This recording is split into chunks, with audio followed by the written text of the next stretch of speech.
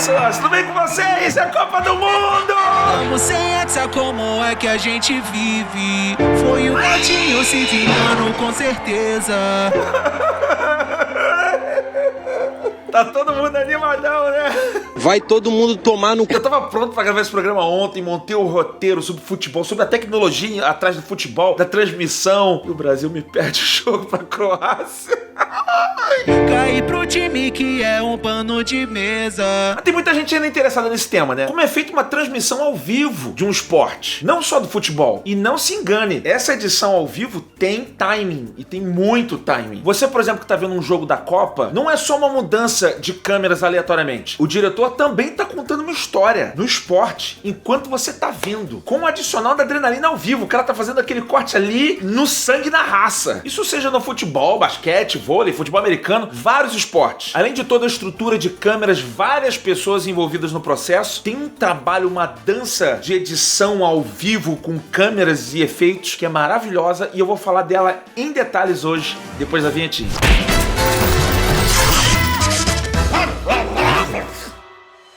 Bom, vamos aqui falar como é que é feito esse espetáculo, diferente do Brasil que não fez espetáculo. Seu sem vergonha! Eu não posso reclamar de nada, eu torço pro Botafogo, eu tô acostumado, gente.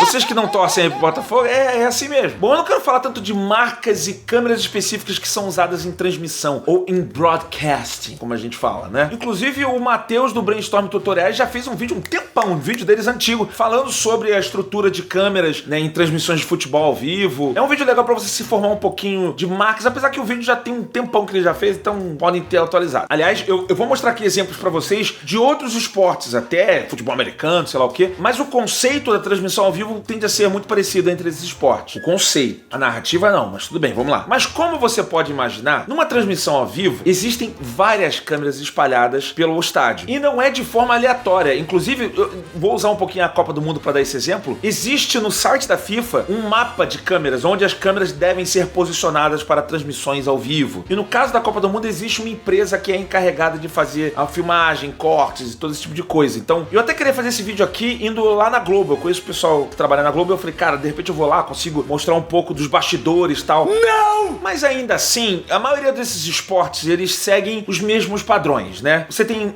meio que uma câmera principal ali, várias outras câmeras de apoio, seja para replay, seja para outros ângulos. Mas eu quero começar a falar especificamente das câmeras de transmissão, as câmeras de broadcast.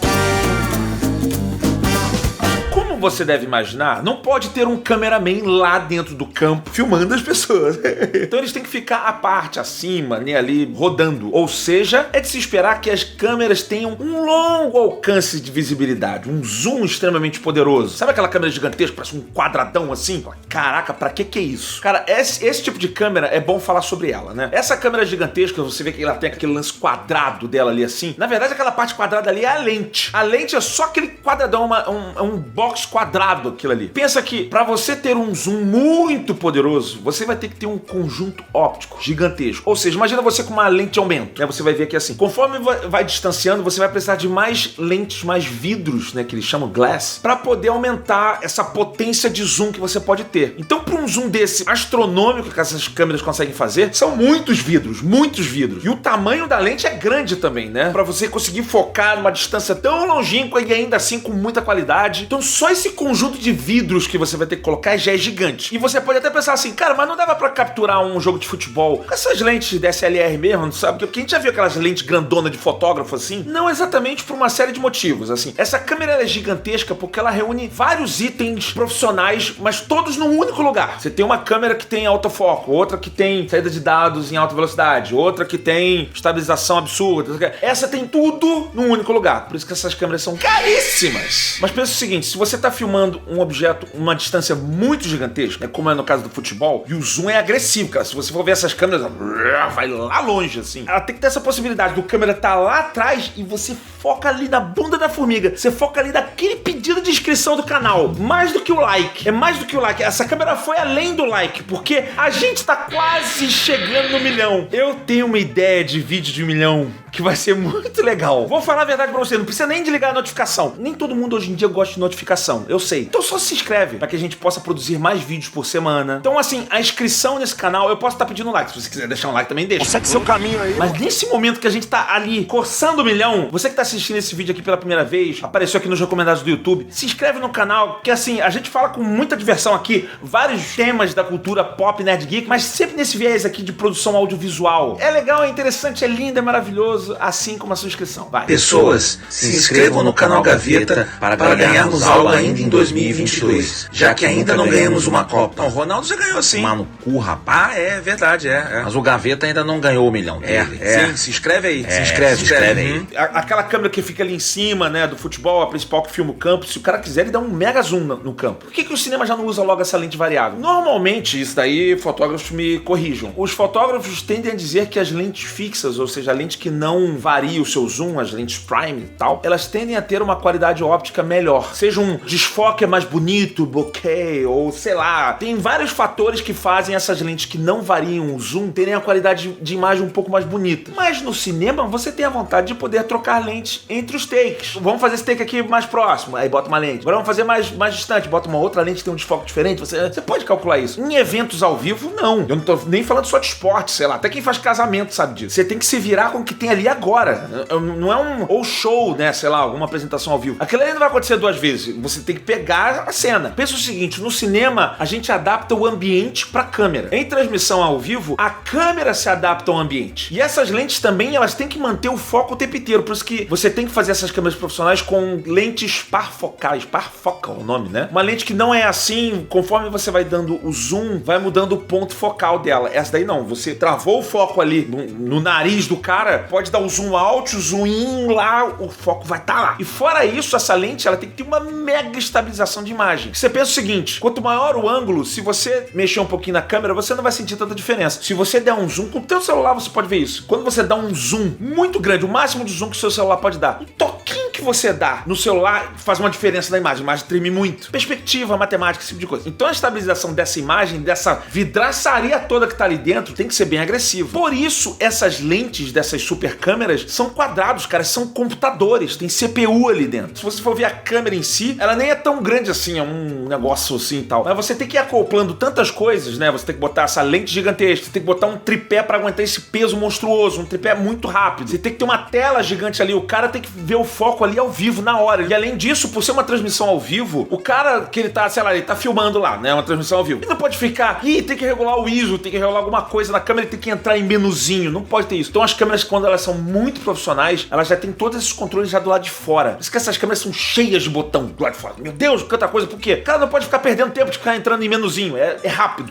ele já tem que regular na hora ali, já tem que estar funcionando. Outra coisa que faz essas câmeras serem tão gigantescas, tão caras, tão não sei o que, é transmissão de dados. Porque tu pensa assim, a tua câmera DSLR aí, até a minha aqui, por enquanto eu tô usando uma câmera Canon C100. Você vai dar saída com cabo o quê? HDMI? Os caras estão filmando com uma qualidade estúpida. É sempre uma qualidade maior do que a da transmissão. Quase sempre é. Especialmente se for câmera de replay. Mesmo que a transmissão seja em 4K, o cara vai filmar em 8K, que ele vai ter uma imagem maior e depois ele pode cropar, né? Assim, cara, foca só que assim, aí ele corta a imagem ali porque você tá filmando com uma câmera que tem muita resolução. Então pensa o seguinte, os caras que estão filmando com essas câmeras, eles estão fazendo uma transmissão ao vivo. Não dá pra ser um HDMI. Então os caras têm que ter uma conexão de fibra na câmera. Que eles botam pra transmitir aquele dado quase que instantaneamente já pra central de controle, onde os caras estão controlando todas as câmeras que estão vindo ali. E além disso, especificamente falando sobre transmissão de esportes, é recomendado que a sua câmera seja bem robusta, né? Que a chance dela tomar uma porrada, dela sofrer algum dano ali é grande. Então normalmente esses equipamentos profissionais, eles tendem a ter uma durabilidade bem firme. Isso eu tô falando das câmeras principais. Quando você faz uma transmissão ao vivo, o ideal é você ter muitos takes, muitas coisas, muitas opções pro diretor lá montar a historinha dele, do esporte que ele tá transmitindo. Então, além dessas câmeras principais de broadcast, você vai ter também câmeras exclusivas para você fazer o replay em câmera lenta. Então, essas câmeras vão ter que filmar com frame rate muito alto, né? Você vê aquele replay Como é que faz isso? Frame rate altíssimo. Provavelmente essas câmeras de replay também vão ter uma resolução altíssima pra você cropar na imagem lá. É mais seguro ele filmar um pouquinho mais aberta a imagem, pra ele garantir que ele vai pegar o detalhe do cara batendo na bola, seja lá o que for, e depois, lá na sala de edição, de uma forma muito rápida, eles cropam aquela imagem ali, já tem tudo pronto, já vai direto ali, cropa exatamente onde tem o pé batendo na bola, alguma coisa assim, sabe? E fora isso, por mais que as câmeras sejam muito adaptáveis, não dá pra filmar tudo com elas, né? Essas câmeras fixas. Por isso que você tem também, ao lado do campo, câmeras móveis, que são as câmeras com Steadicam, aquele estabilizador. Você tem esse tipo de câmera, e além disso, você tem outras câmeras que são controladas por controle remoto, que elas ficam só na sala ali de controle, só apontando, movendo elas, e dentre elas, a mais legal, eu vou dizer, é uma que vocês já devem ter reparado nessas transmissões da Copa do Mundo, que é a Spider-Cam, que é aquela câmera que fica no meio, com cordas, né? Ele move em todos os sentidos, X, Y e Z, que elas vão controlando ali. Tu vê que ela fica passando por cordas ali, assim. Eles tiveram que fazer esse esquema pra botar uma câmera de alta resolução, não é uma GoPro que tá ali. E você precisa disso tudo, de todas essas câmeras, pra poder ter opções na hora que você está editando isso tudo ao vivo. Vamos lá, eu não vou falar tantos termos técnicos, até porque eu já esqueci. Vi vários vídeos sobre isso, li coisas no site da FIFA, mas normalmente essas centrais de comando, assim, elas ficam dentro de caminhões, são caminhões. Até pros estúdios de televisão, né, os caras que fazem as transmissões, poderem ir para outros estados, outras cidades e continuarem fazendo as transmissões em alta qualidade. Mas dentro dessas salas de controle, você tem o diretor, que ele é o deus da transmissão. É a pessoa que vai decidir o que você vai assistir. E é por isso também que você tem aquele ambiente cheio de telas. São várias câmeras em campo. Então ele precisa ficar vendo algumas câmeras ali e ficar decidindo qual que vai entrar no ar.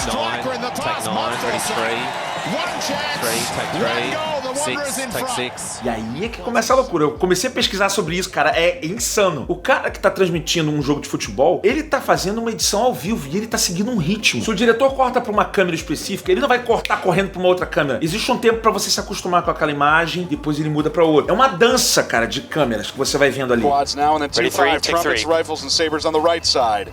Back to 4 on mallets after that. To the right side too. E nisso, você tem, na verdade, duas pessoas controlando o show ali. Normalmente, pelo que eu vi, são duas pessoas controlando o show. Claro, isso pode variar de esporte pra esporte, de emissora pra emissora, mas você tem que ter um cara pra controlar os câmeras, porque pensa o seguinte, o cara que tá lá no campo, ele tá filmando a coisa assim, ele pode não saber exatamente o que precisa ser focado, por mais que ele esteja vendo o jogo ali, ele tá muito focado naquilo ali. Então ele precisa de um diretor ali pra indicar pra ele, cara, foca no tornozelo de não sei quem, foca no rosto do atacante. Então tem um cara que vai dando o controle do que os câmeras precisam fazer, e tem o diretor já pegando essas imagens prontas, porque o diretor, ele tá escolhendo quais são as cenas que vão pro ar. Ele não pode ficar se preocupando em, cara, dá um zoom naquela parte lá do campo que vai ser bom. Ele só precisa ser servido das melhores imagens possíveis que estão sendo geradas naquele momento, naquele jogo. Right there, go 8, ready 2, and go 2, ready 6.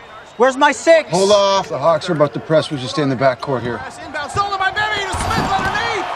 Nice, good call, miss. E pelo que eu tava vendo, acho que pelos câmeras também tem isso, os caras vão recebendo dois comandos ao mesmo tempo, um em cada ouvido. Eu tava vendo isso daí numa transmissão de futebol americano, de música e tal. Acho que do lado esquerdo ficava o cara que dava a instrução pros câmeras, e do lado direito tá o diretor. Atenção, câmera 2 em posição, câmera 2 no ar. 2 and 5, zooming out and tilting up to the quad to the right 40 in 15 seconds.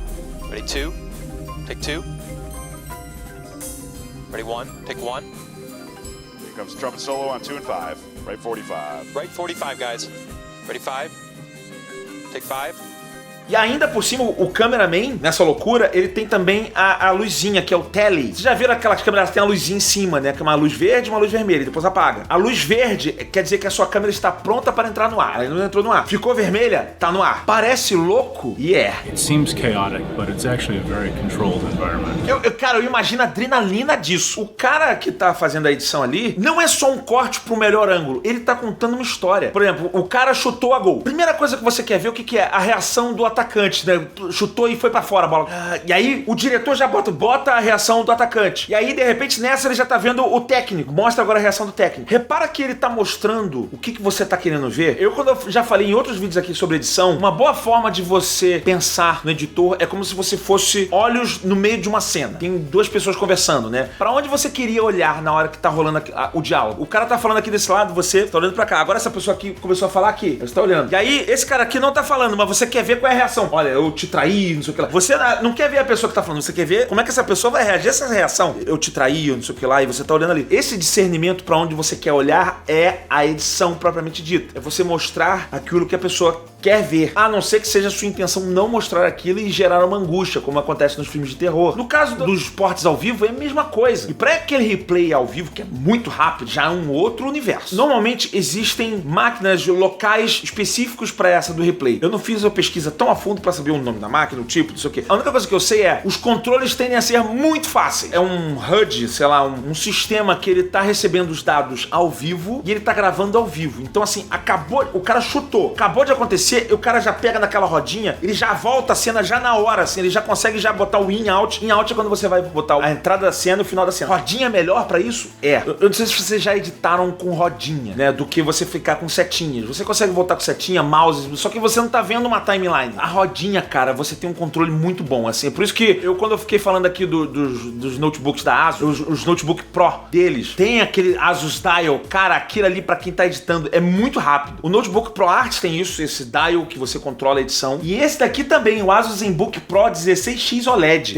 Tem a rodinha aqui, ó. Você escolhe o que você quer, quero navegar na timeline. Ó, tô andando no tempo aqui da timeline só com a rodinha. Mas pode ser outra coisa. Pode ser o zoom in, zoom out. Dentre várias outras coisas. É aquele lance. Eu tava falando da câmera profissional, câmera de broadcast. O que faz um equipamento ser profissional? Ele não tem um feature, ele tem vários features. Ele tem várias coisas que um profissional precisa pra gente produzir rápido. Então assim, tô editando um vídeo meu nesse ZenBook aqui. O processador dele é Intel de 12ª geração, i7. Que a gente sabe, a gente que faz edição de vídeo, a gente depende muito de processador e de placa de vídeo. Tem uma RTX 3060 aqui. E eu tô falando isso, cara, é leve, tá? É leve, é fininho, portátil. Ele é fininho, mas ele é mega resistente. Normalmente eles têm aqueles military grade protection.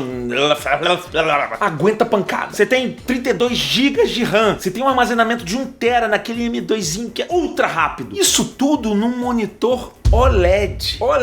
Você fica se perguntando assim, cara, qual é a melhor tecnologia de tela? OLED. OLED é o creme de la creme. Bati a cabeça aqui tudo. De fidelidade de cores, de preto mais preto mesmo assim, que coisa que um painel LCD não vai conseguir chegar. E aí você que nem eu trabalha com design, né, com tratamento de cor, né, a gente tem que ter fidelidade de cores. A linha profissional da Asus tem os monitores deles verificados, validados. No caso, esse daqui é um monitor validado pela Pantone. Você tem saídas não só USB 3 Ultra máximo, você tem saídas Thunderbolt. Entende por que isso daqui é um equipamento profissional? São vários itens. E eu digo que além disso tudo, você tem toda a questão da confiança e durabilidade. Porque assim, eu vou montar um desktop meu, eu sempre uso peças da Asus. E eu não tô falando isso aqui pelo jabá, não. Gente que me conhece aqui há muito tempo, cara, desde que eu era mais novo, eu montava com Asus. Quando eu montava, sei lá, eu comprava minha placa-mãe Asus, é onde eu tinha menos problema. Equipamento Asus cara, pra mim é outro nível, ok? Agora, se eu for falar dos replays que são feitos ao vivo, por mais poderosa que seja essa máquina aqui, o replay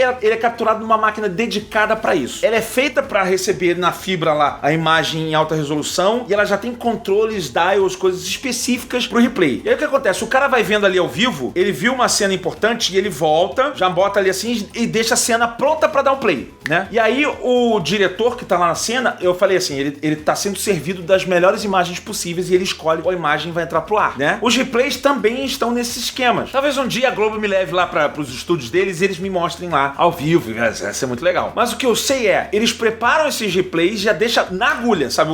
Eles já botam o play ali, o diretor já viu, cara, esse replay tá bom, vai, não sei o que. Ou então às vezes nem vê, já bota direto, porque o cara do replay que ele vai ver se a cena ficou boa, entendeu? O cara que tá vendo lá o replay, a cena ficou boa, tá pronto, a câmera 2 tá boa pra aí, pode botar o play. Mas aí o que acontece? Quando você vai botar uma cena dessa no ar, pode reparar, se o cara tá preparado pra entrar, ele não sabe exatamente a hora que vai entrar o replay, certo? Então assim, se ele cortasse direto pro replay, existe aquela chance de aparecer a cena no replay e a cena tá pausada e de repente dá um play, certo? Eu já teve isso ao vivo, algumas vezes assim, vai entrar o replay tá um pouquinho pausado e ele começa. Mas normalmente você não vê a imagem parada. Quando entra, já entra direto o replay já rolando lindo. Cara, como é que os caras fizeram essa edição ao vivo? Existem alguns macetes pra isso acontecer, como por exemplo, as vinhetas de transição pro replay. E é por isso que elas existem. E é por isso que é tão importante a arte ao vivo.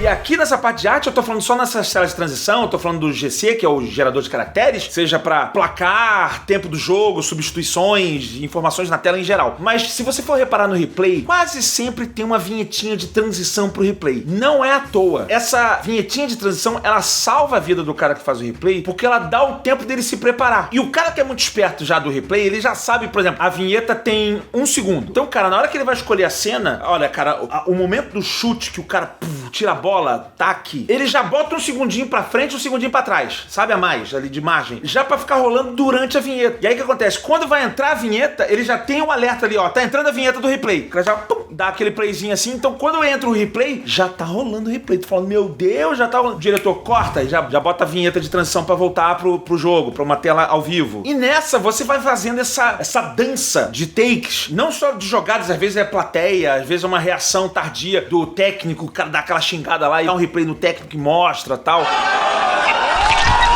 Essas vinhetas, elas são muito fundamentais pra você dar um tempo e você não deixar a edição meio truncada ao vivo. Você ficar vendo o pausezinho exato, sabe? Isso daí vai ajudando o timing ficar fluido ao vivo. E além disso, você tem, sei lá, placares, esse tipo de coisa. Isso daí normalmente são animações pré-renderizadas. O cara não faz a arte ao vivo ali, nem nada assim. Então, quem faz streaming aqui, seja a plataforma que for, sabe que tem isso. Assim, já tem vários presets prontos. Você só muda os caracteres ali, o que vai estar escrito, que são os geradores de caracteres. No caso do placar, você só muda o númerozinho ali do placar, então já tem uma animação toda pronta, um presetzão gigante, o cara só dá um play e rola uma animaçãozinha ali, e aí você só bota um número diferente e tal. Mas é tudo já pré-programado, pré-feito, né? Já tem uma equipe de arte que já vai pensando na identidade visual, aí de acordo com o canal, de acordo com a Copa. No caso, quando eu vejo transmissão de Globo, de outro canal aqui, tem uma identidade visual do canal, mas eles também adaptam a competição. Então, sei lá, Campeonato Brasileiro, vai ter algumas coisinhas típicas de Campeonato Brasileiro, diferente do Campeonato Paulista, do Campeonato Carioca. Essas artes, elas vão integrando um pouquinho, tá tendo a Copa do Catar, então vai ter alguma coisinha ali que vai incorporar coisas do Catar. Isso daí é uma arte que é aprovada previamente pelo diretor de arte do programa. E aí, assim que ela é aprovada, são geradas as milhões de variações e animaçõezinhas, já deixam tudo programado na máquina ali, que o cara só vai apertando o botãozinho e vai gerando as coisas na tela. E esses elementos, além de mostrarem informações na tela, eles servem para dar vários ritmos. Eu já falei do replay, seja entrada pro comercial, algum momento específico ou entrada de propaganda, alguma coisa que é muito padronizada de TV. E a TV tem muito isso, assim, tem muita coisa que é padronizada já para evitar problema ao vivo. Os caras vão fazendo essa dança de imagens todas ao vivo. Não só de imagens, mas de som também. Normalmente você tem o controlador de som para eventos ao vivo em geral. E agora nesse CCXP, ele tem um controlador de som lá ao vivo no palco, que vai mexendo. Ele tem uma mesa de som que ele vai alternando as coisas. Tem música, tem microfone, esse tipo de coisa. E numa transmissão ao vivo, a mesma coisa. O som também tem que ir contando a história junto. O cara, ele tem vários microfones em campo. Não é um microfone só para pegar em cima do estádio gigantão lá. Tem um microfone perto da beira de campo, tem um microfone perto do banco de reservas, do técnico, perto de um gol, perto do outro. Tem um microfone da torcida ou das torcidas. E o cara na mesa de som, ele vai meio que fazendo essa dança, cara. Aumenta um pouquinho o som da torcida, abaixa. E ele também vai contando essa história. Eu tava vendo num documentário o cara falando que às vezes ele mexe no som e ele aumenta não necessariamente o som que você tá vendo. De repente a torcida ou o banco tá começando a reclamar que uma coisa foi falta e você tá vendo na imagem que tá aparecendo na televisão, tá só um cara meio que com aquela cara de não sei o quê. Mas o mais importante nessa cena não é o som desse cara que tá fazendo só. É o som do banco de reservas reclamando.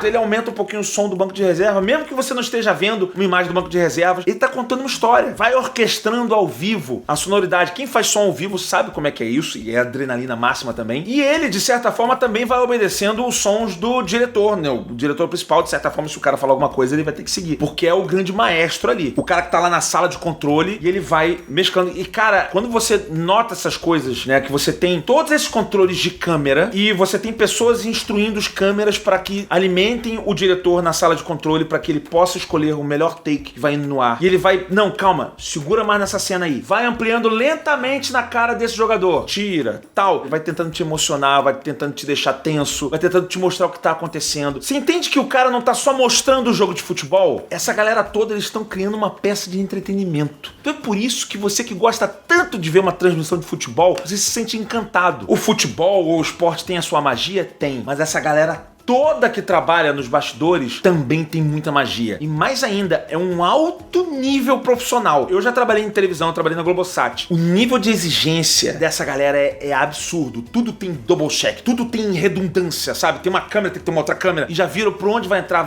aqui, vai fazer assim e tal. É tudo ensaiado, tudo preparado. Evento ao vivo é assim. Transmissão ao vivo é a mesma coisa. Então assim, você tem um alto grau de preparação, tem profissionais extremamente talentosos e você tem equipamentos de ponta, equipamento pro, pra você entregar um conteúdo de entretenimento na qualidade máxima. Que é o que eu tento fazer aqui. Por isso que eu tô usando equipamento Asus, tá me entendendo? Agora, você não vai fazer necessariamente uma transmissão ao vivo. Você vai fazer edição pro YouTube ou edição pra cinema, esse tipo de coisa. Mas ainda assim, você quer manter esse nível profissional, nível pro, no máximo. Qual a diferença de uma edição pro? Eu fiz um vídeo especificamente sobre esse assunto. Agora, se você não for uma pessoa do ao vivo e você gosta de pós-produção, efeitos especiais, vê o vídeo que eu falei sobre o efeito da Wandinha, da mãozinha, segredos de produção. Esse vídeo ficou bem legal. Só não ficou melhor do que o beijo que eu vou mandar na sua nádega direita.